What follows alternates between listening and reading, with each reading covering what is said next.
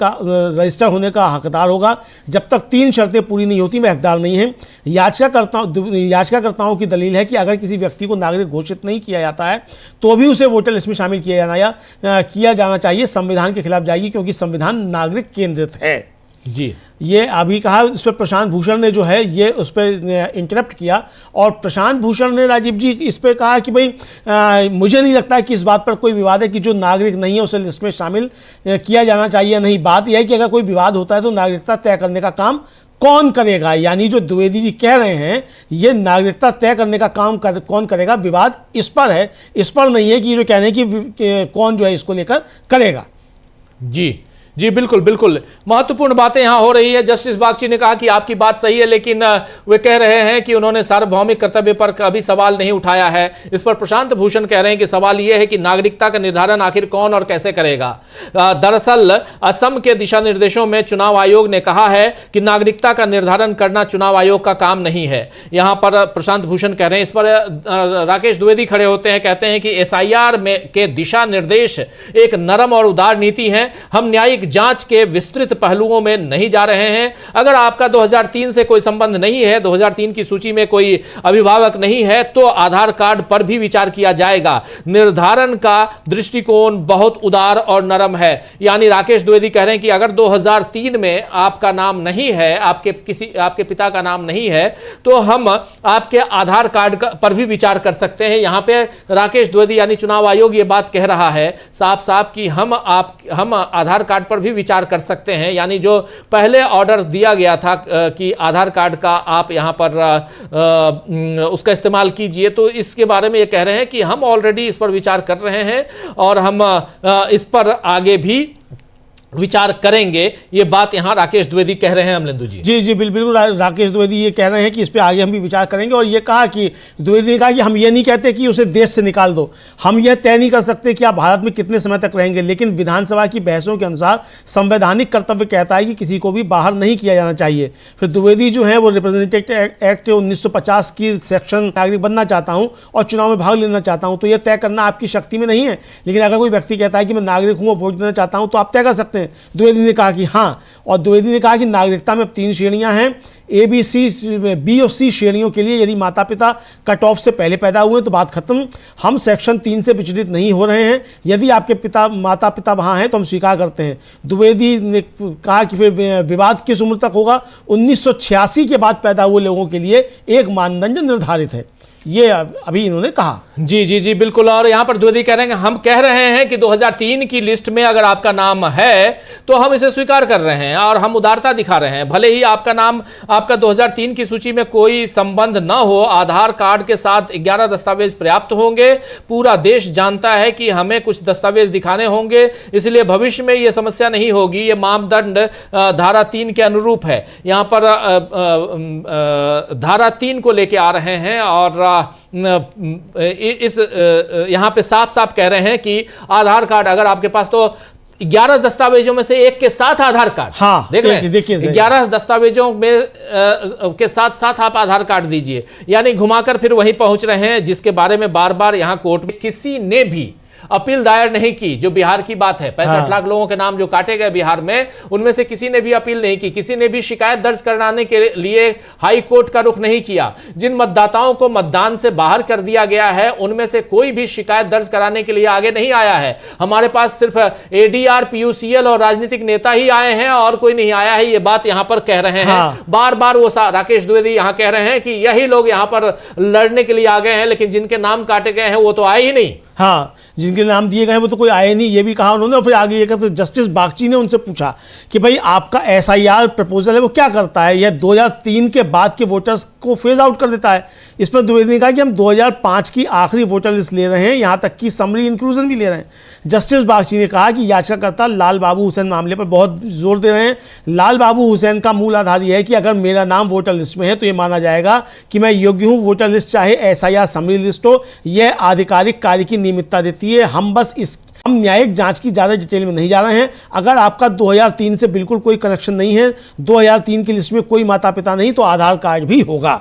जी जी बिल्कुल, आधार कार्ड होगा, इसका जिक्र तो बार बार आता है कि आधार कार्ड रहना भी चाहिए, लेकिन बात यही है कि आधार कार्ड के साथ साथ कह रहे हैं 11 दस्तावेज में से कोई एक दस्तावेज भी हो। बात यह भी है कि अगर या तो आपका नाम, आपके माता पिता का नाम 2003 की लिस्ट में होना चाहिए, और 2003 की लिस्ट में अगर आपका नाम नहीं है तो आपका आधार कार्ड जो है, इनमें 11 documents along with Aadhaar card will do it.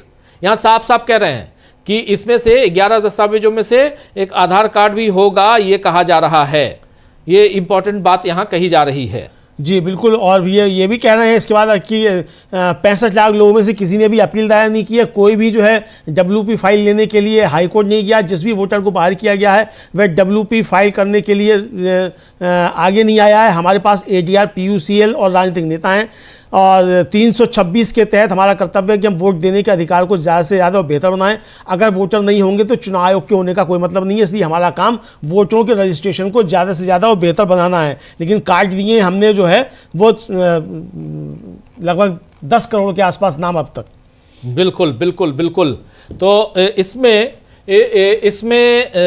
10 crore नाम की बात है। और इसके साथ साथ SIR, जिसकी बात हम लगातार कर रहे हैं, पिछले 6 महीने से इस पर सुनवाई लगातार चल रही है, और यही SIR की बात अब जो सुनवाई है लगभग फाइनल स्टेज पे है। इसकी संवैधानिकता की जांच की जा रही है सुप्रीम कोर्ट में, और संवैधानिक रूप से क्या ये सही है, कितना सही है SIR करवाना, इस पर और सरकार की तरफ से अपना पक्ष लेते हुए अपनी बात, अपने बयान, दलील यहां पेश करते हुए राकेश द्विवेदी जो चुनाव आयोग की तरफ से खड़े हैं यहां पर, वो अपनी बात रख रहे हैं। और आगे क्या कुछ चल रहा है अमलेंदु जी? हाँ, अभी तो यही कह रहे हैं कि मतलब 326 का हवाला दे रहे हैं, संविधान के अनुच्छेद 326 का हवाला दे रहे हैं, और ये कह रहे हैं कि भाई जब आप 326 के आधार पर वोटर लिस्ट तैयार करते हैं तो कुछ लोगों का बाहर होना तय है। अगर कोई मर गया है, अगर कोई शिफ्ट हो गया है तो उसे बाहर किया ही जाएगा। लेकिन ये मर गया है, शिफ्ट हो गया, उसे बाहर किया जाएगा। शिफ्ट हो गया तो उसे बाहर कैसे किया जाएगा?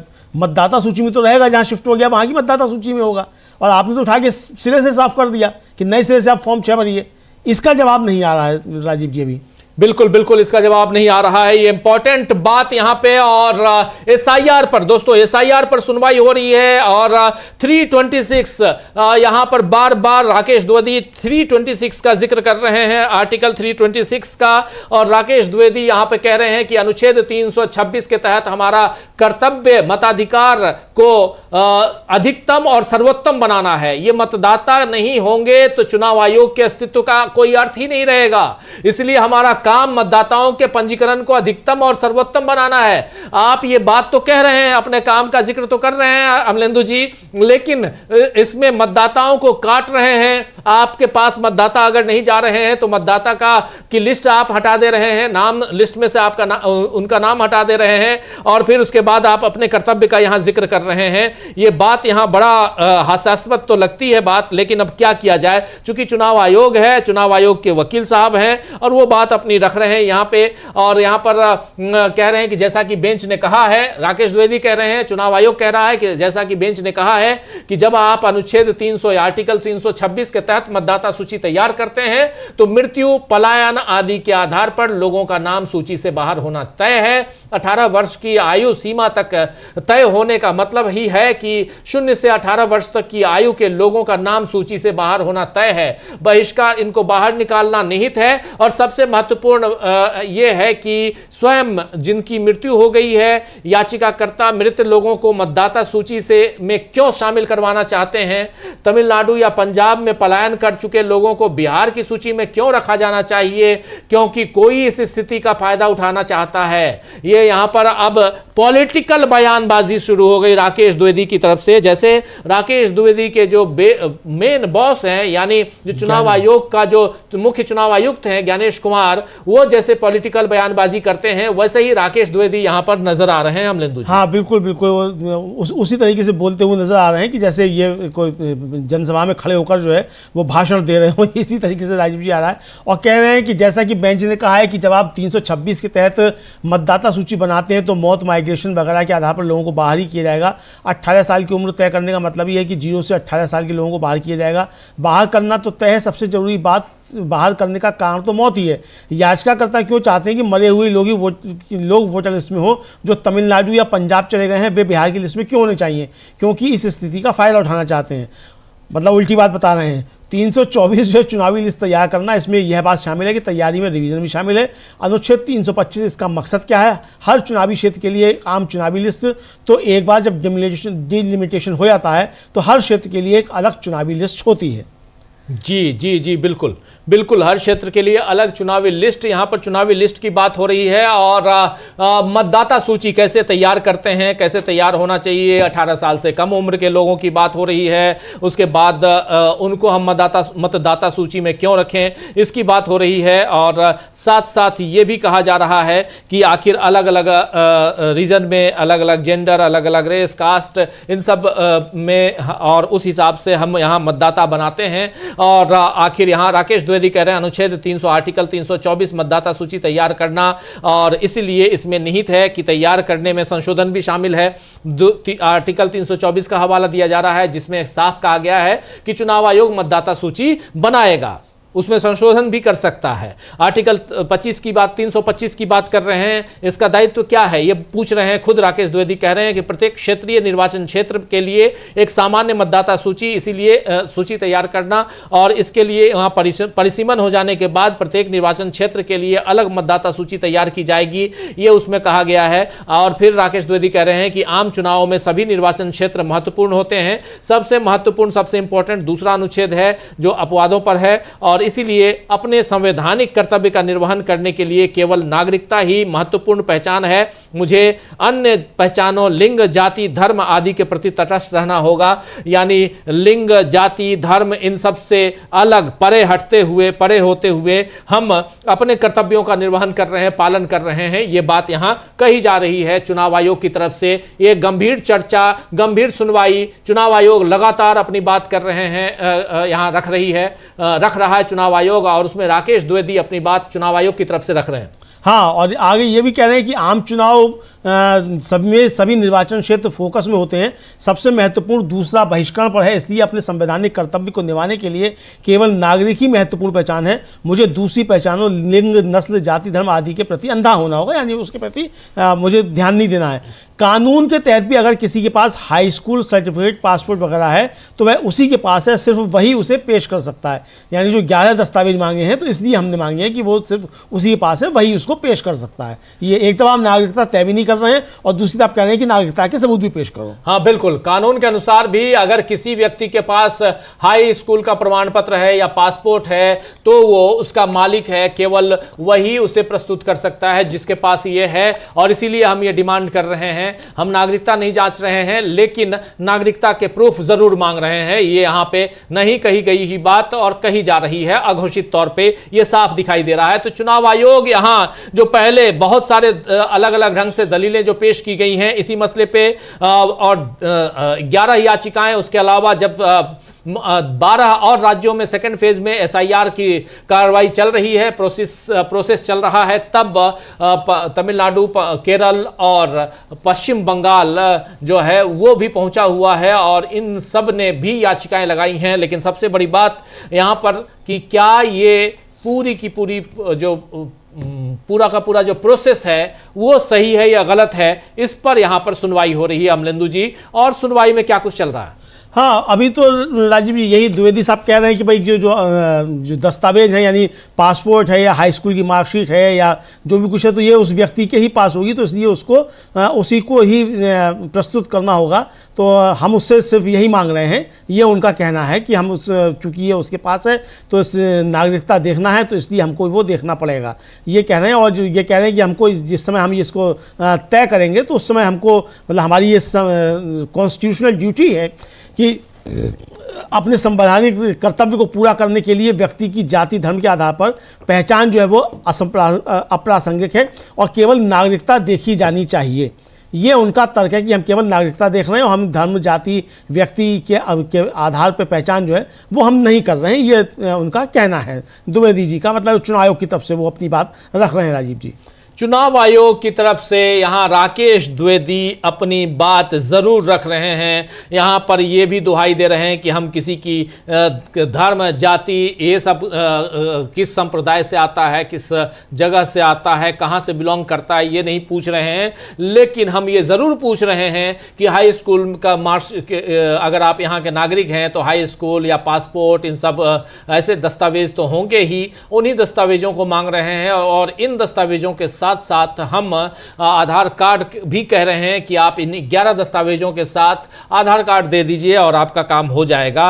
ये बात यहां रखी जा रही है। यानी यहां साफ दिखाई दे रहा है अमलेंदु जी कि चुनाव आयोग किसी भी ढंग से यह साबित करने की कोशिश में लगा हुआ है कि हमारा जो प्रोसेस है वो सही है और इसको हम आगे बढ़ाएंगे। हाँ, ये कहा जा रहा है। ये सही है और ये हमारा अधिकार भी है। मतलब कॉन्स्टिट्यूशन ने हमको अधिकार दिया हुआ है। चूंकि ये बहस SIR कराने के लिए आपको अधिकार है कि नहीं, इसकी कॉन्स्टिट्यूशनलिटी पर ही हो रही है। और चुनाव आयोग से कहा गया था कि आप इसकी कॉन्स्टिट्यूशनलिटी पर अपना जवाब दाखिल करें, तो वो कॉन्स्टिट्यूशनलिटी पे जवाब दाखिल कर रहे हैं और उसमें धारा 324, 325, 326 अनुच्छेद जो हैं संविधान के, उनके हवाले से बात कर रहे हैं। लेकिन अभिषेक मनु सिंघवी ने जब तर्क दिए थे राजीव जी, तो 327 की भी बात आई थी कि अनुच्छेद 327 जो है वो कानून बनाने की शक्तियां संसद को देता है, चुनाव आयोग को नहीं। और 327 तक द्विवेदी साहब आना नहीं चाहते हैं, 324 से 326 के बीच में ही झूल रहे हैं। बिल्कुल बिल्कुल, यहाँ पे साफ साफ द्विवेदी कह रहे हैं परिसीमन हो जाने के बाद प्रत्येक निर्वाचन क्षेत्र के लिए अलग मतदाता सूची होगी। मतदाता सूची तैयार करने के संबंध में अपने संवैधानिक कर्तव्य का निर्वहन करते समय जाति या धर्म के आधार पर व्यक्ति की पहचान अप्रासंगिक है, केवल नागरिकता ही देखी जानी चाहिए। लेकिन जाति या धर्म के हिसाब से यहाँ जो पहचान अप्रासंगिक है, व्यक्ति की पहचान अप्रासंगिक है, इसका जिक्र यहां क्यों आ रहा है ये भी बता दूं, क्योंकि कई अल्पसंख्यकों के वोट काटे जा रहे हैं। ये जिक्र बार बार आया है, याचिकाकर्ताओं ने भी बताया है, कुछ प्रूफ भी दिए हैं। इसलिए यहां पर इस चीज को काटने के लिए यहां एक बात रखी जा रही है राकेश द्विवेदी की तरफ से, जो चुनाव आयोग के वकील हैं। और राकेश द्विवेदी जब अपनी बात रखते हैं तो पॉलिटिकल पुट वहां साफ दिखाई देता है, जबकि चुनाव आयोग जब अपनी बात रख रहा है तो पॉलिटिकल पुट नहीं दिखना चाहिए। चुनाव करवाना उनका काम है, लेकिन पॉलिटिक्स करना उनका काम नहीं है। निष्पक्ष पॉलिटिशियंस के जो राजनेता हैं, जो चुनाव के मैदान में खड़े हैं, उनका चुनाव, उनका निर्वाचन निष्पक्ष ढंग से हो, पारदर्शी तरीके से हो, यह काम जरूर उनका है। लेकिन उनका खुद पॉलिटिक्स में इन्वॉल्व होना काम तो नहीं है, जैसा ज्ञानेश कुमार करते हुए दिखाई देते हैं। अब उनके ही वकील राकेश द्विवेदी भी करते हुए जब यहां उस ढंग की बातें रख रहे हैं तो सुनाई पड़ रहे हैं। हाँ, और थोड़ा आगे बढ़ते हुए मोदी जी से प्रेरणा लेते हुए दिखाई पड़ रहे हैं द्विवेदी जी, और कह रहे हैं कि गहन जांच में भी अगर SIR को 11 डॉक्यूमेंट से कोई एक डॉक्यूमेंट दिखाने की जरूरत पड़ती है तो पहला हिस्सा हम देखेंगे। अगर माता पिता लिस्ट में तो हम नहीं देखते, लेकिन नहीं तो डॉक्यूमेंट्स दिखाने पड़ते हैं। हर बार जब मैं सुप्रीम कोर्ट में जाता हूं तो हम अपने डॉक्यूमेंट्स दिखाते हैं, एयरपोर्ट पर हम अपने डॉक्यूमेंट दिखाते हैं। यह राष्ट्रीय सुरक्षा का मामला है। मैं ये कह रहा हूं कि यह बोझ का तर्क सही नहीं है। दुख की बात यह है कि आज हम अधिकारों पर तो जोर देते हैं, मोदी जी की आत्मा लगता है आ गई। दुख की बात यह है कि आज हम अधिकारों पर तो जोर देते हैं लेकिन कर्तव्यों पर नहीं। अधिकार और कर्तव्य आपस में जुड़े हुए हैं। जैसे अनुच्छेद 19 बोलने की आज़ादी मेरा अधिकार है, लेकिन मेरा संवैधानिक कर्तव्य है कि मैं अपना ज्ञान बढ़ाऊं। बोलने की आज़ादी गाली देने के लिए नहीं दी गई है। तो ये अब वो ज्ञान की बातें बता रहे हैं, सुप्रीम कोर्ट को ज्ञान दे रहे हैं। मतलब सुप्रीम कोर्ट को बता रहे हैं कि ज्ञान क्या है और क्या क्या जो संविधान में उनको है, ये वो बताने की कोशिश कर रहे हैं। बिल्कुल बिल्कुल, आप सही कह रहे हैं कि दुर्भाग्यपूर्ण बात यह है कि आज हम अधिकारों पर जोर देते हैं लेकिन कर्तव्यों पर जोर। पिछले दिनों एक भाषण दिए थे नरेंद्र मोदी, उस भाषण में यही सेंटेंस उन्होंने कहा था कि दुर्भाग्यपूर्ण है, हम अपने अधिकारों की बात तो करते हैं, कर्तव्यों की बात नहीं करते हैं। और उदाहरण के लिए अनुच्छेद आर्टिकल 19 अभिव्यक्ति की स्वतंत्रता है, मुझे अधिकार है, लेकिन संवैधानिक कर्तव्य है कि मैं अपना ज्ञान बढ़ाऊं। भाषण का अधिकार दुर्व्यवहार के लिए दिया गया है। ये सारी बातें यहाँ कह रहे हैं। लेकिन इसके अलावा कह रहे हैं कि अगर SIR में दस्तावेज मांगे गए हैं तो उन्हें पेश करना व्यक्ति की जिम्मेदारी है, न कि चुनाव निकाय की, चुनाव आयोग की। यह जिम्मेदारी नहीं है, यह जिम्मेदारी उन्हीं पर है जिनको कार्ड चाहिए। जब मैं हवाई अड्डे या सुप्रीम कोर्ट जाता हूं तो मैं अपना पहचान पत्र दिखाता हूं। मैं ये नहीं कह सकता हूं कि मैं यहां रोज आता हूं वगैरह वगैरह। बोझ पर जिम्मेदारी का ये दृष्टिकोण उचित नहीं है। आज हम अधिकारों पर जोर देते हैं लेकिन कर्तव्यों पर जोर नहीं देते हैं। अधिकार और कर्तव्य आपस में जुड़े हुए हैं, ये बात यहाँ कही जा रही है। और सबसे बड़ी चीज कि जब पहचान पत्र की आप बात कर रहे हैं कि हम जब एयरपोर्ट जाते हैं या हम जब सुप्रीम कोर्ट में आते हैं, कहीं और जाते हैं, वहां पहचान पत्र देते हैं, तो पहचान पत्र आपने बना दिया है, उस पहचान पत्र के आधार पर जाते हैं, लेकिन उस पहचान पत्र को जीरो नहीं कर देते हैं। हम लोग ही अगर कई सारे पहचान पत्र हैं, अगर आपके पास वो पहचान पत्र कंटिन्यूसली चला आ रहा है, उसकी अगर वैलिडिटी खत्म हो जाती है तो आप रीअप्लाई करते हैं, लेकिन आपसे फिर से सारे वो दस्तावेज नहीं मांगे जाते हैं जो दस्तावेज शुरुआत में मांगे गए थे।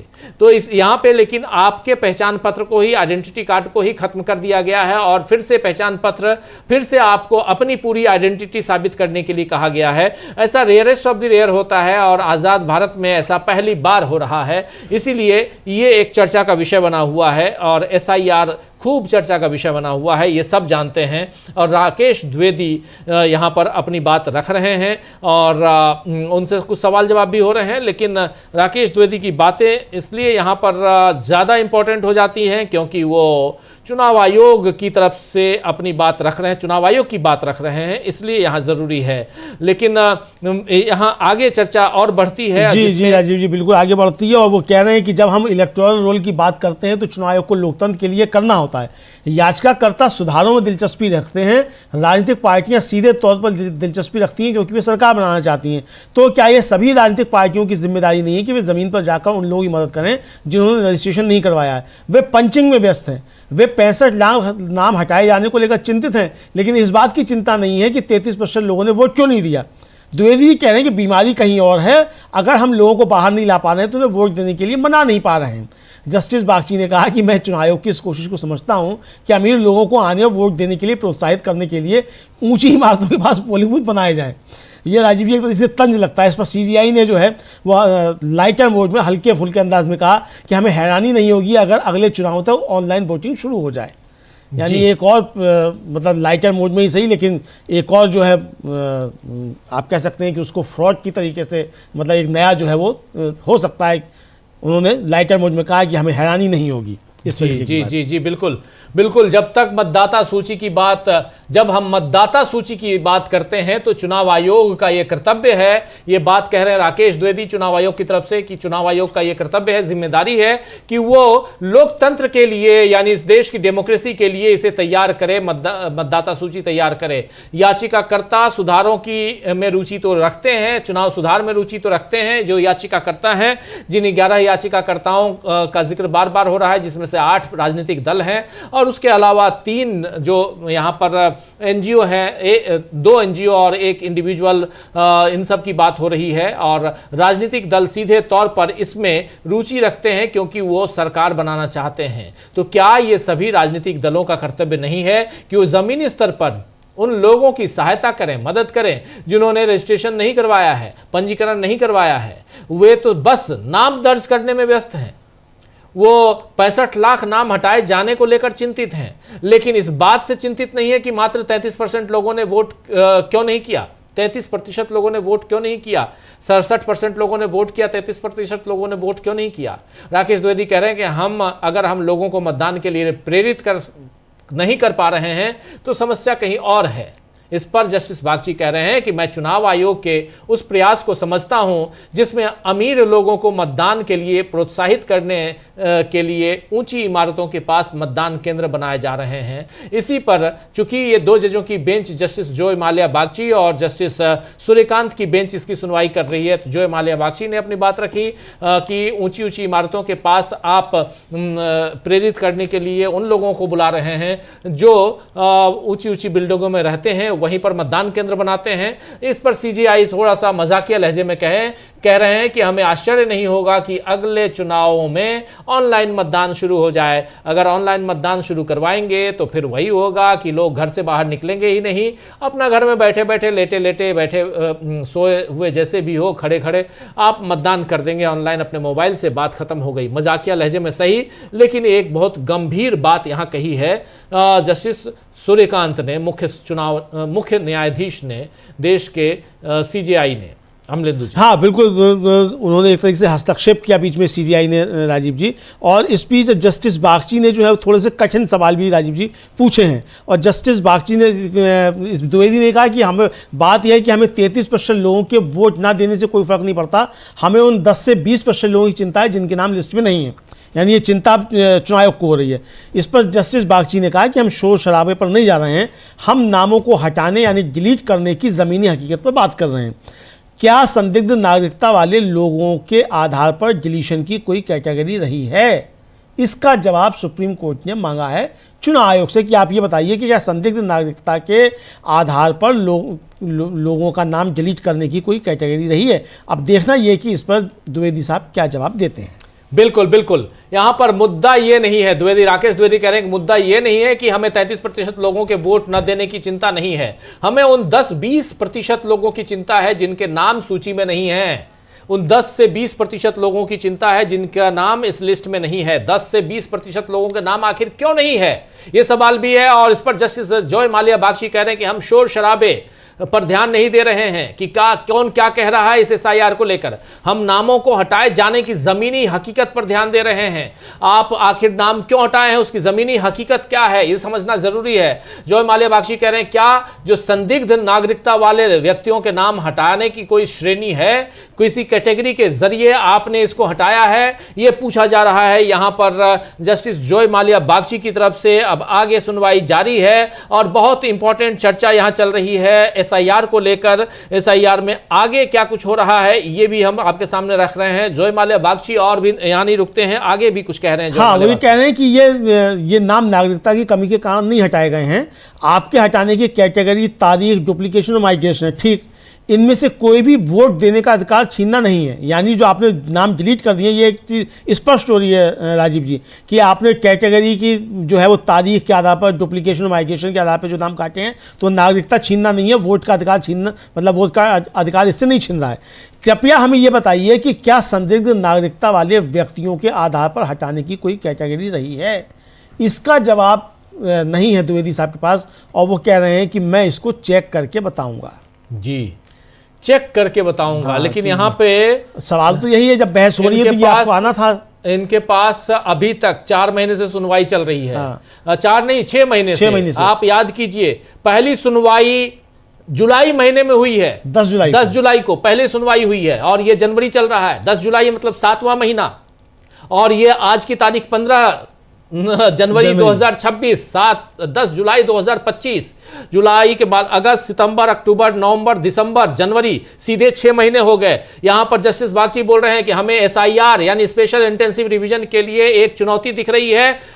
मतदान से वंचित होने का मुख्य मुद्दा उभर रहा है। विलोपन पर आपका प्रस्ताव 3 श्रेणियों में, आपने जो नाम हटाए हैं उसमें 3 बातें आप बार बार रिपीट कर रहे हैं, 3 कैटेगरी रख दी है आपने। पहली कैटेगरी डेथ है, दोहरी कैटेगरी जो है उसमें दोहराव यानी कि रिपीटेशन, एक नाम कई जगह। तीसरी कैटेगरी है प्रवासन, यानी आप कहीं और शिफ्ट हो गए, ये इससे ट्रांसफर, तो यानी मृत्यु, दोहराव और प्रवासन, यानी डेथ हो गए या रिपीट हो गई, एक जगह 2 नाम हो गए, एक आदमी के 2 नाम, या ट्रांसफर हो गया, कहीं और चले गए। इसकी छटाई, इस पर तो आप नाम हटा रहे हैं, लेकिन नागरिकता पर नहीं। और नागरिकता की बात अगर आती है, आप कह रहे हैं, तो फिर वो कहां है, इस विषय में बताइए आप। यहां पे पूछा जा रहा है, जस्टिस जॉय माल्या बागची थोड़ा सा कठिन सवाल पूछ रहे हैं चुनाव आयोग से, ये दिखाई दे रहा है अमलेंदु जी। और चुनाव आयोग से जब पूछा जा रहा है तो चुनाव आयोग भी कुछ जवाब दे रहा है, सीजीआई भी कुछ सवाल पूछ रहे हैं, तमाम बातें यहां आ रही हैं। क्या कुछ चल रहा है? द्विवेदी जी कह रहे हैं कि ये ओमस का बोझ जो है वो संवैधानिक कर्तव्य के रूप में ज्यादा पेश किया जाना चाहिए। यह सहयोगात्मक प्रयास है, ना कि टकराव के रूप में। प्रवासियों को आकर वोट देने के लिए ट्रेनें चलाई जा रही हैं, इसके बावजूद लोग वोट नहीं दे रहे हैं। सीजीआई ने इस प्रकार की राजनीतिक पार्टियों को लोगों को बाहर आकर वोट देने के लिए प्रोत्साहित करना चाहिए, यह उनका प्रमुख एजेंडा होना चाहिए, यह एक बहुत कीमती अधिकार है। तो सीजीआई ने यह तो माना कि मताधिकार जो है बहुत कीमती अधिकार है, लेकिन वो मत काटने के लिए ही चुनाव आयोग जुटा हुआ है। इस पर देखना है कि क्या है। और हालांकि जो बता रहे हैं द्विवेदी साहब कि प्रवासियों को आकर वोट देने के लिए ट्रेनें चलाई जा रही हैं, यानी जो कपिल सिब्बल राजीव जी आरोप लगा रहे थे कि हरियाणा से बिहार के लिए ट्रेनें भेजी गई, तो ये आरोप क्या स्वीकार कर रहे हैं, क्योंकि सरकार ने तो कुछ ट्रेन चलाई नहीं थी प्रवासियों के लिए। जी, तो ये कौन चला रहा है स्पेशल ट्रेनें? अगर द्विवेदी साहब ये भी बता दें तो मेहरबानी होती इस देश के ऊपर, थोड़ा उनका ऋण बढ़ जाता कि ये स्पेशल ट्रेनें जो है वोट डालने के लिए ये किसने चलवाई थी, ये भी बता देते। तो ये अभी नहीं बताया है उन्होंने। बिल्कुल बिल्कुल, यहाँ साफ साफ जिम्मेदारी को संवैधानिक कर्तव्य के रूप में प्रस्तुत किया जाना चाहिए। द्विवेदी कह रहे हैं ये एक सहयोगात्मक प्रक्रिया है, न कि टकराव की भावना से। प्रवासियों के लिए मतदान हेतु ट्रेनें चलाई जा रही हैं, इसके बावजूद लोग मतदान नहीं कर रहे हैं। जो प्रवासी बाहर रह रहे हैं, एक राज्य से दूसरे राज्य में रह रहे हैं, चले गए काम के सिलसिले में, उनके लिए ट्रेनें चलाई जा रही हैं, लेकिन लोग जो हैं वो मदद नहीं कर रहे हैं। इस पर CJI आते हैं और वो कहते हैं कि राजनीतिक दलों को लोगों को मतदान के लिए प्रोत्साहित करना और प्राथमिकता बनानी चाहिए। ये एक अनमोल अधिकार है। राजनीतिक दलों का काम है कि वो लोगों को प्रोत्साहित करें और कहें कि वो आएं और मतदान करें। इस पर राकेश द्विवेदी चुनाव आयोग की तरफ से वो कहते हैं कि दायित्व, मुझे दायित्व समझ नहीं आता, लोकतंत्र कोई दायित्व नहीं है। ये बात यहाँ पे थोड़ा सा मजाकिया लहजे में सही, लेकिन कह रहे हैं कि burden, I don't understand burden, democracy is not a burden. यहाँ पर बर्डन की बात कह रहे हैं और ये बर्डन जो है वो डेमोक्रेसी कोई बर्डन नहीं है, ये बात यहाँ पर कही जा रही है। और राकेश द्विवेदी अपनी बात रख रहे हैं, यहाँ CJI अपनी बात रख रहे हैं। CJI यहाँ पर सवाल जवाब कर रहे हैं। सवाल जवाब नहीं हो रहा है, बल्कि उनकी बातों को आगे बढ़ाया जा रहा है, ये दिखाई दे रहा है। CJI कह रहे हैं कानूनी नागरिकता का निर्धारण या पहचान करने की प्रक्रिया भी सहयोग की प्रक्रिया है, न कि टकराव की। कानूनी नागरिकता का निर्धारण यानी कैसे आइडेंटिफाई किया जाए कि ये लीगल सिटीजनशिप है, और ये कानूनी नागरिकता का निर्धारण या पहचान करने की प्रक्रिया भी सहयोग की प्रक्रिया है, न कि टकराव की प्रक्रिया है। यानी ये जो प्रोसेस है, ये जो एक्सरसाइज ऑफ डिटरमाइनिंग और identifying the legal citizenship is an exercise of cooperation not adversarial. यहाँ पर साफ साफ जो बातें कही जा रही हैं वही कि ये टकराव नहीं होना चाहिए, यहाँ कोऑपरेशन होना चाहिए, एक दूसरे का सहयोग होना चाहिए। CJI उसी बात को, मतलब एक इतनी लंबी आराम से जो सुनवाई चल रही है अमलेंदु जी, ये समझना जरूरी है कि आखिर इतनी सुनवाई, आराम से वाली सुनवाई क्यों चल रही है। हाँ, मतलब टाइम पास जो लग रहा है, क्योंकि माधव प्रवचन दे रहे हैं द्विवेदी जी। द्विवेदी जी कह रहे हैं कि हम राजनीतिक दलों को मतदाता सूची की प्रतियां उपलब्ध करा रहे हैं। क्या हमने स्वतंत्र और निष्पक्ष चुनाव कराए हैं? यही मुख्य मुद्दा होना चाहिए। हम तो उनको मतदाता सूची उपलब्ध करा रहे हैं, सब कुछ कर रहे हैं, लेकिन मुद्दा क्या होना चाहिए? जो आप SIR का मुद्दा लेके आए हैं, आप अगर हमारे ऊपर उंगली भी उठा रहे हैं तो आप ये मुद्दा बनाइए ना कि हम निष्पक्ष, स्वतंत्र और निष्पक्ष चुनाव करवा रहे हैं कि नहीं करवा रहे हैं। हाँ। और कह रहे हैं हम पर दोष मढ़ना ठीक है अगर ये राजनीतिक दलों के दृष्टिकोण से अनुकूल है। अगर उनको लगता है, राजनीतिक दलों को लगता है कि हमारे ऊपर दोष मढ़ के उनको खुशी मिलती है, तो फिर ठीक है, आप हम पर दोष मढ़ लीजिए। मतलब ये पूरी की पूरी कहें तो बैठ गए 4 लोग, इस ढंग से माफी चाहूंगा। मतलब पंचायत में, गांव की पंचायत जो होती है उसमें बैठ के बातें करते हैं, उस तरीके से द्विवेदी अपना प्रवचन दिए चले जा रहे हैं। बिल्कुल। नए चुनाव आयोग के नए अधिवक्ता जो हैं, हालांकि बहुत सीनियर हैं द्विवेदी जी, लेकिन वो प्रवचन जिस तरीके से दे रहे हैं वो प्रवचन इसी तरीके से दिखाई पड़ रहा है जैसे गांव की पंचायत में बैठकर जो है घूरे पे बैठ के पंचायत होती है, तो वहाँ बैठकर अपनी बातें रख रहे हैं, भाषण पे भाषण, भाषण पे भाषण। अरे संवैधानिक उसकी बात करो ना, क्या है आपके पास अधिकार, क्या है आपसे पूछा जा रहा है, वो जवाब दीजिए। कॉन्स्टिट्यूशनलिटी पर आपको बहस करनी है कि आपके पास क्या इसका अधिकार है, उस पर आप बात नहीं कर रहे हैं। बिल्कुल आप सही कह रहे हैं। To put the blame on us, well if it suits the narrative of the political parties, ये साफ साफ आप हमारे ऊपर ब्लेम करना छोड़िए।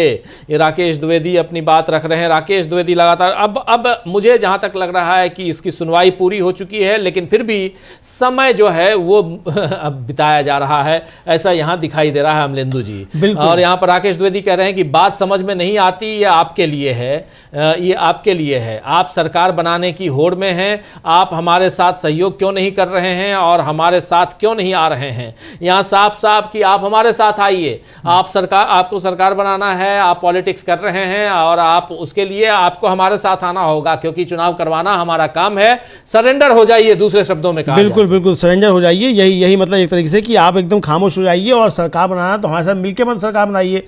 तो ये मतलब इसका मतलब स्वीकार कर रहे हैं कि 2024 में सरकार जो है क्या मिलकर बनी है राजीव जी, ये समझा जा सकता है।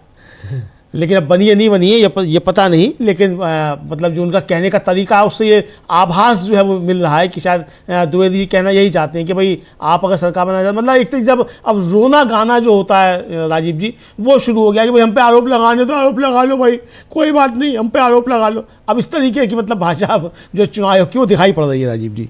जी, चुनाव आयोग के वकील राकेश द्विवेदी अपनी बात यहां रख रहे हैं और बहुत गंभीर मसले पे यहां पर चर्चा हो रही है। एसआईआर को लेकर चर्चा और एसआईआर में दलीलें पेश की जा रही हैं, सुनवाई पेश की जा रही है। सुनवाई के दौरान जो तथ्य यहां रखे जा रहे हैं राकेश द्विवेदी की तरफ से, अब मुझे ऐसा लगता है, हम लोगों को ऐसा लगता है कि दलीलें लगभग पूरी हो चुकी हैं और अब थोड़ा सा क्या करना चाहिए पॉलिटिकल पार्टियों को, ये यहाँ राकेश द्विवेदी बता रहे हैं। थोड़ी सी बातें यहाँ चीफ जस्टिस ऑफ इंडिया ने भी अपनी बात रखी और चीफ जस्टिस ऑफ इंडिया ने यहाँ तक कह दिया कि अब तो ऐसा लगता है कि आने वाले समय में सब ऑनलाइन ही वोटिंग कर देंगे और किसी को पोलिंग बूथ तक आने की जरूरत नहीं पड़ेगी, क्योंकि यहाँ कहा जा रहा था राकेश द्विवेदी की तरफ से कि 33% लोग, 30% से ज़्यादा लोग जो हैं वो निकल के बाहर आते नहीं हैं, 33% लोग बाहर ही नहीं आते हैं वोट डालने के लिए।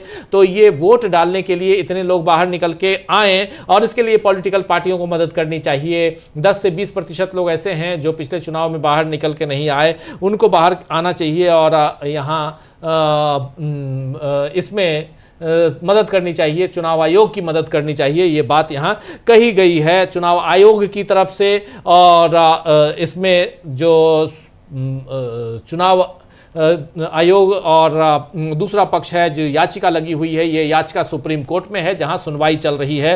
सुनवाई में जो बातें हैं एसआईआर को लेकर एक निराशा जरूर है हमारे तमाम दर्शकों में भी मैं देखता हूं कि निराशा लगातार होती है, क्योंकि हमारे दर्शक भी कहते हैं कि आखिर ये तो लगातार वही हो रहा है कि वहाँ सुनवाई चल रही है लेकिन राज्य एसआईआर की प्रक्रिया चल रही है, अभी तक ये चल रही है, ये बताया जा रहा है। तो एक महत्वपूर्ण बात यहाँ पे कही जा रही है चुनाव आयोग की तरफ से, लेकिन ये चुनाव आयोग ये भी कह रहा है कि 11 दस्तावेज जरूरी हैं, 11 में से किसी भी दस्तावेज के साथ आप आधार कार्ड लगा दीजिए, लेकिन आधार कार्ड ही 12वें दस्तावेज के रूप में मान्य होगा, ये भी अभी तक उस ढंग से खुल के नहीं कह रहा है चुनाव आयोग। लेकिन चुनाव आयोग कह रहा है कि आप सरकार बनाने की होड़ में लगे हुए हैं, आपको सरकार बनाना अगर है तो आपको हमारे साथ आना होगा, मिलकर काम करना होगा, ये बात भी यहाँ चुनाव आयोग कह रहा है। तो बहुत कुछ यहाँ दिखाई दे रहा है, अलग अलग ढंग से अंतर साफ दिखाई दे रहा है। आप समझ सकते हैं कि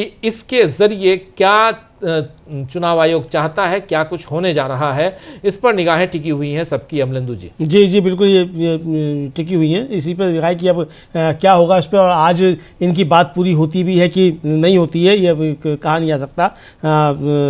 अब देखते हैं कि आगे इस पर कर लिया मतलब इस पर तो ठीक है, अब आगे क्या होता है इसको देखा जाएगा और क्या आदेश आता है। आदेश आज तो नहीं आएगा राजीव जी, लगता है कि आज आदेश शायद सुरक्षित हो जाएगा, लेकिन हो सकता है कि अभी और लंबी बातें पंचायत करना चाहते हो चुनाव आयोग के वकील साहब, तो बाद में अब तो इस पे फैसला ही है, इस पे अब फैसले की घड़ी आएगी। लेकिन एक बात इतना जरूर है, इतनी सी बात कि यहाँ पर विपक्ष ने यानी जो याचिकाकर्ताओं का पक्ष है उसने बहुत गंभीरता से अपनी दलीलें पेश की हैं। वो बहुत गंभीर मसला है और उसको अगर ध्यान दिया जाए और उस हिसाब से अगर आदेश आता है तो एसआईआर के खिलाफ आदेश जा सकता है, जैसी दलीलें पेश की गई हैं वहाँ पे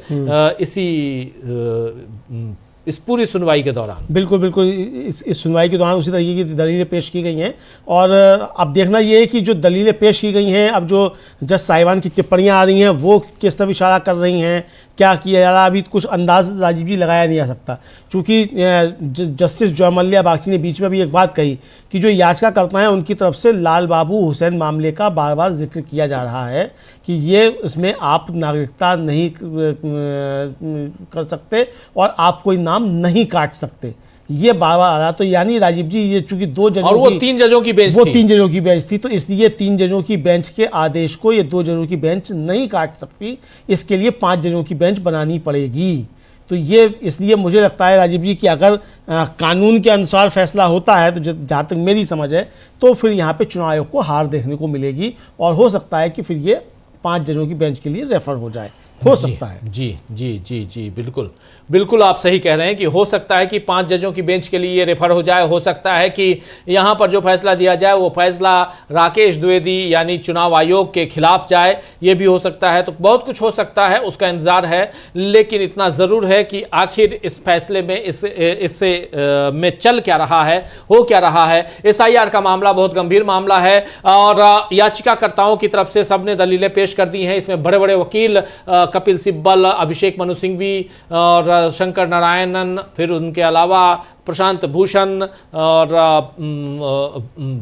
बृंदा ग्रोवर, ये तमाम वकील यहाँ पर बड़े बड़े वकील रहे और इन लोगों ने अपनी दलीलें पेश की हैं। इसलिए ये ज़रूरी है। अब यहाँ हो जाता है कि CJI, अच्छा दूसरी तरफ से इसी पूरे केस के दौरान justice Suryakant chief justice of Suryakant बन गए। हाँ बिल्कुल बिल्कुल, इसी सुनवाई के दौरान इसी सुनवाई के दौरान पहले वो सुन रहे थे इसको इसमें सीनियर जज की तरीके से, और अब जो है वो CJI की तरीके से इसमें उपस्थित हैं और ये जो है उनके सामने है। और ये महत्वपूर्ण मुझे लगता है कि मतलब CJI के तौर पे जस्टिस सूर्यकांत के सामने सबसे ज़्यादा महत्वपूर्ण केस जो यही आया है जिसमें लोगों का मताधिकार और नागरिकता तय करने के सवाल पर बहस हो रही है।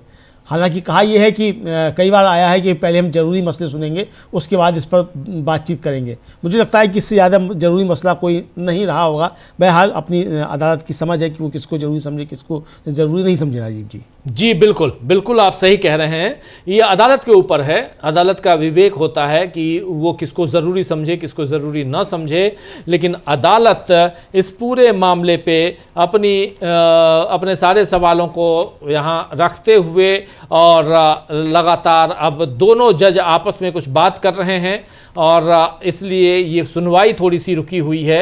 दोनों जजों के बीच आपस में कुछ बातचीत चल रही है, गंभीर मसले पे बात चल रही है, क्योंकि अब ऑलरेडी सुनवाई बहुत लंबी हो चुकी है। 1 से 1.5 घंटे का वक्त मांगा था राकेश द्विवेदी ने फाइनल सुनवाई के लिए। और राकेश द्विवेदी चुनाव आयोग की तरफ से चुनाव आयोग के वकील हैं, उन्होंने और उनको 1 से 1.5 घंटे का समय दे भी दिया गया, 1.5 घंटे से ज़्यादा का वक्त दिया गया है। अब राकेश द्विवेदी के पास भी उतना कुछ नहीं दिखाई दे रहा है कि राकेश द्विवेदी डिफेंस कैसे करें। हाँ बिल्कुल, डिफेंस कैसे करें ये आ रहा है। और प्रशांत भूषण ने इस समय कहा कि यूपी से सामने आने वाले दिलचस्प तथ्यों में से एक यह है कि करोड़ों ग्रामीण वोटरों की गिनती की गई। ग्रामीण वोटरों की गिनती के लिए राज्य चुनाव आयोग का तरीका SIR द्वारा ग्रामीण और शहरी दोनों तरह के वोटरों की गिनती के तरीके जैसा ही है। द्विवेदी ने कहा मिस्टर भूषण कई बातें कहते हैं, यूपी SIR के बारे में उनकी कोई याचिका नहीं है। भूषण ने कहा अखबारों में रिपोर्ट है राज्य चुनाव आयोग के नंबरों की तुलना में SIR में वोटरों की संख्या से की गई है। CJI ने कहा इस पर कि जब यूपी SIR का मसला आएगा तो हम इस पर विचार करेंगे। बिल्कुल, उत्तर प्रदेश SIR का जब मसला आएगा तब इस पे विचार करेंगे। उत्तर प्रदेश का जिक्र यहाँ छेड़ा प्रशांत भूषण ने, लेकिन CJI chief justice of India Suryakant ने कहा, जस्टिस सूर्यकांत ने, कि इसमें जब वो मसला आएगा तब हम इस पे बात करेंगे, लेकिन अभी इस मसले पर बात नहीं करेंगे।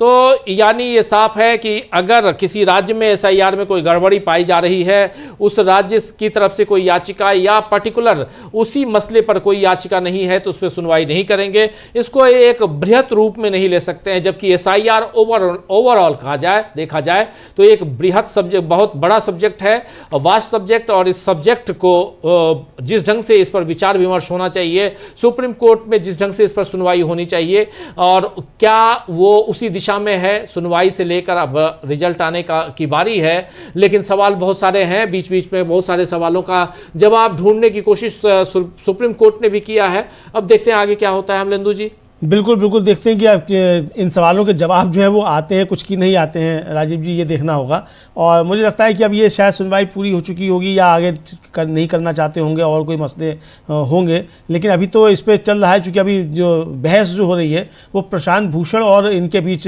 द्विवेदी जी के बीच जो है इस मसले को लेकर हो रही है। एक तरह से देखा जाए यूपी का चूँकि मसला उन्होंने उठाया, हालांकि CJI ने इस पर हस्तक्षेप किया कि भाई जब यूपी का मसला आएगा तब यूपी के मसले पर बात करेंगे। तो लेकिन यूपी का मसला जब आएगा तब आएगा यूपी के मसले पे। लेकिन यहाँ जो जिस पॉइंट की तरफ इशारा किया प्रशांत भूषण ने, सीनियर एडवोकेट हैं, उन्होंने ये इशारा किया कि राजीव जी उत्तर प्रदेश में जो SIR हुई है उसमें जो राज्य चुनाव आयोग ने किया है ग्रामीण क्षेत्रों का, उसमें उनके मतदाता जो जो केंद्रीय चुनाव आयोग एसआईआर करा रहा है उससे ज़्यादा आ रहे हैं जी। और इसको लेकर अखिलेश यादव ने भी सवाल उठाया कि भाई ये राज्य का चुनाव आयोग जो है उसके अनुसार ये इतना है और जो केंद्रीय चुनाव आयोग कर रहा है उसके अनुसार इतना है, तो आखिर ये चल क्या रहा है। जी ये बिल्कुल आप सही कह रहे हैं कि आखिर चल क्या रहा है ये यहां जानना जरूरी है, लेकिन एसआईआर बहुत महत्वपूर्ण है। एसआईआर के जरिए पूरी की पूरी डेमोक्रेसी जो है वो तबाह हो सकती है या वो बन सकती है, सब कुछ हो सकता है। और इसलिए ज़रूरी है कि ये समझना और जानना कि आखिर एसआईआर की प्रक्रिया को चुनौती देने वाली याचिकाएं जो हैं वो किस दिशा में है, उस पर सुप्रीम कोर्ट की क्या टिप्पणी है, सुप्रीम कोर्ट क्या आदेश देता है, ये सब भी जानना जरूरी है। इसलिए इस कार्यक्रम में, इस लाइव में आप बने रहिए दोस्तों। हम लगातार चर्चा कर रहे हैं कि एसआईआर को गंभीर चुनौती जो सुप्रीम कोर्ट में दी जा रही है, इसके संवैधानिकता को लेकर जो चुनौती दी जा रही है उसमें कितना दम है। अमलेंदु जी। जी जी बिल्कुल, इसी को लेकर चल रही है और आज चुनाव आयोग की तरफ से अपना पक्ष रखा जा रहा है और पक्ष रखा जा रहा है कि चुनाव आयोग को एसआईआर कराने का संवैधानिक अधिकार है या नहीं। इसको लेकर जो है चुनाव आयोग की तरफ से दलीलें दी जा रही हैं और चुनाव आयोग का दलीलें हैं कि उनको एसआईआर कराने का अधिकार है और नागरिकता जांचने का भी अधिकार है। हालांकि वो नागरिकता जांच नहीं रहे, ये दलील दी जा रही है कि हम नागरिकता जांच नहीं रहे हैं, लेकिन हमको इसको नागरिक ही इसमें वोट दे पाएँ, इसलिए इसको अद्यतन करना हमारा अधिकार है और ये संविधान जो है हमको अधिकार देता है। ये उनकी तरफ से दलीलें दी जा रही हैं। जी बिल्कुल बिल्कुल, उनकी तरफ से दलीलें पेश की जा रही हैं, लेकिन दूसरी दलील यहाँ पर कह रहे हैं राकेश द्विवेदी कि हमें लोकतंत्र को उत्सव के रूप में मनाना चाहिए, तभी लोग सड़कों पर उतरेंगे। अब यहाँ we should take democracy as a celebration, only then people will come out, तभी लोग आएंगे, बाहर निकल के वोट डालेंगे, ये कहा जा रहा है। यानी कि इसको आप उत्सव के रूप में मनाने की बात तो कर रहे हैं, क्या ये सचमुच आप उत्सव मनाने जा रहे हैं या कुछ और है, ये जानना। और यहाँ पर राकेश द्विवेदी लगातार जो पॉलिटिकल जो बयानबाजी है और कहीं ना कहीं एक भाषण, जो पॉलिटिकल भाषण होता है जो नरेंद्र मोदी देते हैं, वैसे भाषण देते हुए दिखाई दे रहे हैं राकेश द्विवेदी। अमलेंदु जी, और क्या कुछ चल रहा है और यहाँ पे? हाँ, अभी राजीव जी, अभी इन्हीं पे आपस में उलझे हुए थे ये प्रशांत भूषण और राकेश द्विवेदी जो हैं, और उसके बाद सीजीआई ने हस्तक्षेप किया। फिर से जो है दोनों जज साहिबान जो है आपस में कुछ राजीव जी बातचीत कर रहे हैं। तो अब ये बातचीत क्या हो रही है कि इसको आगे सुना जाए, कि आगे बढ़ाया जाए, या इसको अब फैसला सुरक्षित किया जाए, इसको लेकर जो है वो बातचीत चल रही है। द्विवेदी जो कह रहे हैं कि हमको डेमोक्रेसी को जो है और एक कहा जाए सेलिब्रेशन की तरीके से हमको इसको लेना चाहिए, और ये तभी होगा जब लोग जो है वो बाहर निकल कर आएँ। तो यहाँ बहस इस पर हो ही नहीं रही है कि सेलिब्रेशन है कि नहीं है। जिस पर बहस हो रही है उस पर बात हो ही नहीं रही है। मतलब द्विवेदी साहब इस पर बात कर ही नहीं रहे हैं कि आपको अधिकार है कि नहीं एसआईआर कराने का। बात इस पर कर रहे हैं कि साहब लोग वोट डालने नहीं निकलते हैं और लोकतंत्र को एक उत्सव के रूप में लेना चाहिए। अरे उत्सव नहीं है लोकतंत्र भाई, लोकतंत्र को एक उत्सव के रूप में लेना चाहिए। लोकतंत्र उत्सव नहीं है, लोकतंत्र एक जिम्मेदारी है। जब चुनाव आयोग का वकील खड़े होकर इस तरह की बात करेगा कि लोकतंत्र को उत्सव के रूप में लेना चाहिए, तो समझा जा सकता है कि एक संवैधानिक संस्था जो है वो कितनी गंभीरता से काम कर रही है राजीव जी, कि आप लोकतंत्र को उत्सव बताए दे रहे हैं कि लोकतंत्र को उत्सव की तरीके से लेना चाहिए। जी बिल्कुल बिल्कुल।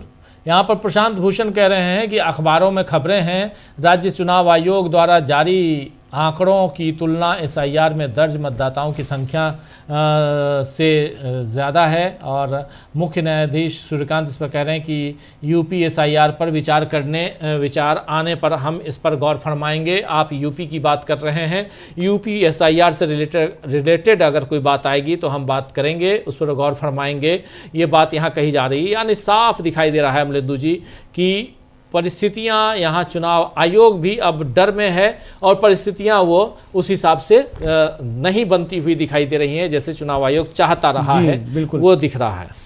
बिल्कुल बिल्कुल। अब यहाँ हो सकता है कि मामला पलट जाए, इतनी लंबी बहस के बावजूद जो है हो सकता है कि चुनाव आयोग के हाथ पे राजीव जी कुछ ना लगे। चूँकि जो अभी चलते चलते जो जस्टिस जयमल्या बागची ने एक बात कही वो काफ़ी मार्के की है, और उन्होंने कहा कि हम आपको याद दिलाना चाहते हैं कि याचिकाकर्ताओं का जोर इस बात पर है कि लाल बाबू हुसैन मामले में एक बार किसी का वोटर लिस्ट में नाम आ गया तो उसका नाम काटा नहीं जा सकता। ये साफ तौर पे राजीव जी कहा गया है। तो इसलिए जो है इसको लेकर अब शंका ये उत्पन्न हो रही है कि एसआईआर के मामले में क्या चुनाव आयोग के हाथ खाली होंगे वहाँ से सुप्रीम कोर्ट से, क्या इस तरीके की चीज़ हो सकती है? अब देखना होगा कि क्या आता है क्या नहीं आता है। बहरहाल अभी तो जो है चल रही है बहस, और राकेश द्विवेदी जो चुनाव आयोग के अधिवक्ता हैं, सीनियर एडवोकेट हैं, वो अपनी दलीलें जो है वो पेश कर रहे हैं। बिल्कुल बिल्कुल आप सही कह रहे हैं। राकेश द्विवेदी चुनाव आयोग के जो वकील हैं, सीनियर वकील, वो अपनी दलीलें चुनाव आयोग के लिए उनकी तरफ से पेश कर रहे हैं। और यहाँ पर जो बातें कही जा रही हैं बहुत बहुत ही महत्वपूर्ण इस हिसाब से कही जा रही हैं कि आखिर यहाँ जो SIR जो की प्रक्रिया चल रही है, वो प्रक्रिया कितनी यहाँ वाजिब है और इसमें कितनी सच्चाई और संवैधानिक तौर पर ये कितना सही है, ये कहा जा रहा है, ये पूछा जा रहा है। राकेश द्विवेदी राजनीतिक दलों को भी कहते हैं कि आप भी मतदाताओं को बाहर, आप यहाँ पर सरकार बनाना चाहते हैं लेकिन मतदाता बाहर निकल के आए, ये भी आपका कर्तव्य है, आप इसको क्यों नहीं करते हैं? तो बहुत कुछ यहाँ पे और इस हिसाब से चला जा रहा है। बिल्कुल राजीव, बहुत कुछ इस हिसाब से चला जा रहा है कि किस तरीके से मतदाता बाहर निकल कर आए। अब जो है वो द्विवेदी साहब का पूरा जोर जो है इस पर है कि मतदाता बाहर नहीं निकल रहा है, और फिर कह रहे हैं कि हमें चिंता इस बात की नहीं कि मतदाता बाहर नहीं निकल रहा, 30% मतदाता बाहर नहीं निकल रहा। चिंता तो इस बात की है कि जो मतदाता 10 से 20% जो है वो उनके नाम जो है वो इसमें नहीं आ पा रहे हैं, चिंता इस बात की है। और ये भी कह रहे हैं कि हम नागरिकता नहीं जांच रहे हैं, लेकिन जो है चूंकि हम हवाई अड्डे पर जाते हैं तो हमको अपने कागज़ दिखाने पड़ते हैं, और हम सुप्रीम कोर्ट में आते हैं तो भी हमको अपने कागज़ दिखाने पड़ते हैं। तो कागज़ दिखाना जो है वो बाध्यता है, तो इसलिए कागज़ दिखाए जाएँ, इसलिए हम कागज़ देख रहे हैं। जी बिल्कुल बिल्कुल, क्योंकि राष्ट्रीय सुरक्षा से जुड़ा मसला है, राष्ट्रीय सुरक्षा से मामला है। आपकी पहचान पत्र हम कभी भी देख सकते हैं, मांग सकते हैं, और जैसे हम कहीं जाते हैं तो हमको दिखाना होता है, वैसे ही अब हम मांग रहे हैं तो आप दिखाइए। सीधे शब्दों में यहाँ यही कहा गया है। और SIR पर सुप्रीम कोर्ट में जो सुनवाई चल रही है, उस सुनवाई में दूसरा पक्ष यानी जो सत्ता पक्ष के सामने जिन याचिकाओं के साथ चुनौतियाँ लेकर आए हैं तमाम विपक्षी दल, वो यहाँ अपनी बात रख रहे हैं, और उनकी बातों में कितना दम है ये चुनाव आयोग अपनी बात रखते हुए बताने की कोशिश कर रहा है। लेकिन सब कुछ सामने आएगा तब जब जजेज अपना फैसला या ऑर्डर जिसे कहते हैं वो देना शुरू करेंगे। जी बिल्कुल, और अभी तो कोई ऑर्डर की संभावना दिखाई नहीं पड़ रही है राजीव जी। हालांकि ये अभी इनका अपना सबमिशन चल रहा है चुनाव आयोग की तरफ से, और चुनाव आयोग इस पर क्या करता है, मतलब क्या क्या और दलीलें अभी दी जाती हैं। जिस तरीके से भाषण अब दे रहे हैं द्विवेदी जी, उससे तो लगता है कि दलीलें पूरी हो चुकी हैं और टाइम पास जो है कर रहे हैं भाषण दे देकर, और देश का भी समय बर्बाद कर रहे हैं, अपना भी और अदालत का भी। तो लेकिन बहरहाल वो अपना अधिकार है, चूँकि उनको जो भी बातें रखनी है वो अपनी बातें रखें। एक पक्ष है चुनाव आयोग का भी, वो भी सामने आना चाहिए, वो अपना पक्ष रख रहे हैं। देखना ये होगा कि अदालत जो है किसके पक्ष को ज़्यादा गंभीरता से लेती है, और जो नागरिकों के अधिकारों की बात चल रही है, और अधिकारों की बात इस पर तो ज्ञान दे दिया द्विवेदी जी ने कि लोग अधिकारों की बात करते हैं लेकिन कर्तव्य की बात नहीं करते हैं। मोदी जी से विज़न ले लिया उन्होंने, तो दे दिया।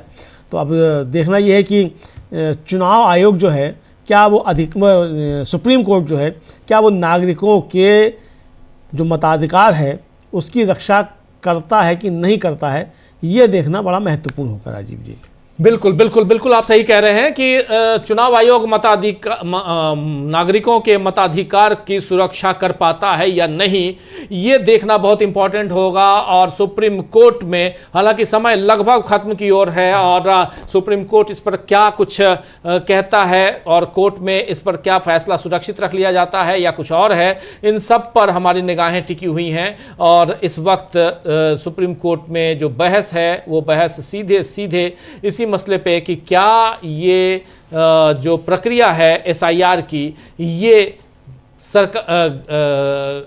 गैर कानूनी है या कानूनी है, संवैधानिक है या गैर संवैधानिक है, इसी पे बहस हो रही है। बहुत महत्वपूर्ण बहस। राकेश द्विवेदी अपनी बात रखते हुए डेमोक्रेसी की बात करते हुए, सेलिब्रेशन की बात करते हुए कि इसे democracy as a celebration, take democracy as a celebration, only then people will come out. Public को बाहर निकाल के मतदान उनसे करवाना है तो उनको सेलिब्रेशन के मोड में लेके आना होगा, तभी वो आते हैं। यानी देश की जनता जब सेलिब्रेशन के मूड में नहीं रहती है तब नहीं आती है, ये कहने का मतलब है। लेकिन विरोध प्रदर्शन क्या सेलिब्रेशन है? ये सवाल पूछा जाएगा। बिल्कुल बिल्कुल पूछा जाएगा। और फिर ये भी समझा रहे हैं कि साहब बोलने की आज़ादी जो है वो भी सीमित है, ये भी बता रहे हैं कि बोलने की आज़ादी भी जो सीमित है, संविधान अधिकार देता है, ठीक है, अधिकार देता है, लेकिन हाँ, आपका कर्तव्य भी है। हाँ। और यही बातें जो मोदी जी ने जो अपने ब्लॉग में लिखी थी, जो शब्द इस्तेमाल किए थे, उन्हीं शब्दों का उन्होंने इस्तेमाल किया। अच्छी बात है कि नया चुनाव आयोग मोदी जी से प्रेरणा ले रहा है, ये भी अच्छी बात है। और सुप्रीम कोर्ट तक जो है वो मोदी जी से प्रेरणा लेकर बातें रखी जा रही हैं। तो सुप्रीम कोर्ट भी थोड़ा सा ध्यान दे इस पर कि क्या क्या ज्ञान दिया जा रहा है चुनाव आयोग की तरफ से। राजीव जी, ये देखा जाएगा। और अब जो है, अब देखते हैं कि क्या ये द्विवेदी जी और कहते हैं। फ़िलहाल तो जो है वो यही बातें अपनी दोहराते हुए नज़र आ रहे हैं कि किस तरीके से SIR जो है वो कराया जाना है और क्या उसको अधिकार है, ये कहते हुए राकेश द्विवेदी नजर आते हैं। बिल्कुल, राकेश द्विवेदी यहां अपनी बात रख चुके हैं और दोनों जजों की बेंच आपस में विचार विमर्श करने में लगी हुई है कि इस पर आगे क्या किया जाए। बाकी सामने वाले दल जो विपक्ष है, यानी जो याचिकाकर्ताओं की तरफ से जो वकील हैं, उनका कहना है कि हमें भी थोड़ा और समय चाहिए, कुछ काउंटर करना है। लेकिन काउंटर करने के लिए समय दिया जाएगा या नहीं दिया जाएगा, या फैसला सुरक्षित ऑर्डर रिजर्व कर दिया जाएगा, रख लिया जाएगा, ये सब पर निगाहें टिकी हुई हैं। लेकिन बहुत ही एक गंभीर मसले पर, SIR यानी स्पेशल इंटेंसिव रिवीजन पर पिछले 6 महीने से सुनवाई चल रही है। इस सुनवाई का अंत क्या होगा, क्या फैसला उस हिसाब से आएगा जिसमें लाल बाबू हुसैन का मामला सामने आया। 3 जजों की बेंच ने लाल बाबू हुसैन के मामले में कहा कि उनका नाम बिना पूर्व अनुमति के आप काट नहीं सकते, यानी आपको पहले से जानकारी देनी होगी। और इतना ही नहीं, आप जब जानकारी दे रहे हैं तो साथ में आप ये भी करेंगे, बताएंगे कि आपका नाम क्यों ना काटा जाए, और काटा जाए तो क्यों काटा जाए। ये सारी बातें, मतलब आपको रीजन भी देना होगा, तभी आप किसी का नाम काट सकते हैं। लेकिन यहां पर चुनाव आयोग ने बिना रीजन, विदाउट किसी प्रायर इंफॉर्मेशन नाम काट दिए। यही सबसे बड़ी दिक्कत है यहां पे। बिल्कुल सबसे बड़ी दिक्कत यही है कि आपने बिना किसी प्रायर इंफॉर्मेशन के, और आप नाम काटने का आपको अधिकार नहीं है। वो अधिकार जो है, नाम काटेगा तो वो काटेगा ERO या DRO, ये जो है उसको आपका नहीं है। आप वो जो कुछ जजमेंट का हवाला दे रहे हैं द्विवेदी जी, अभी भी अपनी उनकी बात जारी है राजीव जी, कुछ जजमेंट्स जो आए हैं उनका हवाला द्विवेदी जी दे रहे हैं इस समय। लेकिन बात यही है कि जजमेंट का हवाला दीजिए या क्या दीजिए, वो आपका ठीक है, आपको अपनी बहस करनी है तो आप देंगे उस पर। लेकिन क्या आम नागरिक का मताधिकार सुरक्षित रहेगा कि नहीं, ये एक बड़ा सवाल है। और जिस तरीके से अब तक जो सूचनाएं आई हैं, उनके मुताबिक 12 राज्यों में लगभग राजीव जी 10 करोड़ के आसपास नाम उड़ाए जा चुके हैं, और कितने अभी और उड़ाए जाएंगे जब फाइनल ड्राफ्ट आएगा तब मालूम पड़ेगा कि किस तरीके से। और आपने किस तरीके से जो था वो इस्तेमाल किया अपना डीडुप्लीकेशन सॉफ्टवेयर। आपने सुप्रीम कोर्ट में कह दिया कि हमारे उसमें त्रुटि है, और आपने बंगाल में चुपचाप उसको लागू कर दिया। ये बातें भी आ रही हैं राजीव जी। और फिर आपने उसके बाद उससे जो नोटिस इशू हो गए, फिर आपने कहा कि हमारे उसमें गड़बड़ियाँ है, आगे से और नोटिस इशू नहीं होंगे, लेकिन जो नोटिस इशू हो चुके हैं उन पर हम सुनवाई करेंगे। तो ये आ रहा है। यहाँ तक कि राजीव जी की जो पूर्व नेवी चीफ हैं एडमिरल अरुण प्रकाश, गोवा में उनको नोटिस इशू कर दिया गया, और उनकी पत्नी को, 82 साल के हैं वो, उनकी पत्नी 78 साल की हैं, 18 किलोमीटर दूर दोनों को अलग अलग दिन बुलाया गया जी। और वो कारगिल वार के हीरो हैं। एक तब तो आप यहाँ सुप्रीम कोर्ट में कह रहे हैं कि अगर आपके पास अगर आप 1986 से पहले पैदा हुए हैं तो आपके पास कुछ भी एक चीज़ होगी तो हम फिर उसमें नहीं जाएंगे। और यहाँ आप नोटिस इशू कर रहे हैं सन 71 की जो पाकिस्तान के साथ युद्ध हुआ था उसके हीरो एडमिरल अरुण प्रकाश को, जो कि नौसेना के चीफ भी रह चुके हैं।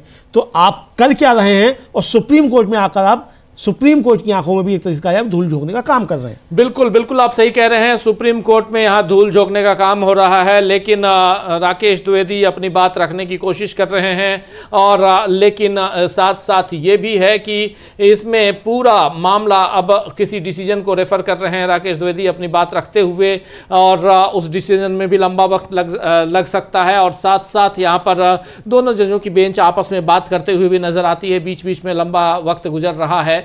और अब लगभग 10 मिनट और सुनवाई, अगर सुनवाई चली तो आज की तो लगभग 10 मिनट और सुनवाई चलेगी। उसके बाद 4 बजने के बाद सुनवाई अमूमन नहीं होती है। कई बार हमने इसी मसले पे देखा और भी दूसरे मसलों पे भी देखा है कि सुनवाई 5 बजे तक भी चली है। हाँ। और सुनवाई तो रात में भी कई बार हुई है, कोर्ट रात में भी लगा है। लेकिन जब यहाँ राकेश द्विवेदी अपनी बात रख रहे हैं तो राकेश द्विवेदी अब इस वक्त रेफर कर रहे हैं किसी डिसीजन का, लेकिन लाल बाबू हुसैन का अगर जो डिसीजन है उसको रेफर कोई भी करेगा तो वो खुद फंस जाएगा। 2 जजों की बेंच के सामने भले वो सीजेआई क्यों ना हो, लेकिन 3 जजों की बेंच जो है वो ज़्यादा इंपॉर्टेंट होती है और इसलिए यहाँ पर राकेश द्विवेदी को हो सकता है कि फिर से यहाँ आना पड़े बहस करने के लिए। अमलेंदु जी बिल्कुल हो सकता है फिर से आना पड़े, और ये भी हो सकता है राजीव जी कि सारी जो दलीलें अब तक दी हैं द्विवेदी जी ने वो खारिज हो जाएं, चूँकि बार बार बात यही आ रही है कि भाई जो लाल बाबू हुसैन मामला है उसका क्या होगा, लाल बाबू हुसैन मामला क्या होगा, बार बार बात यही आती है।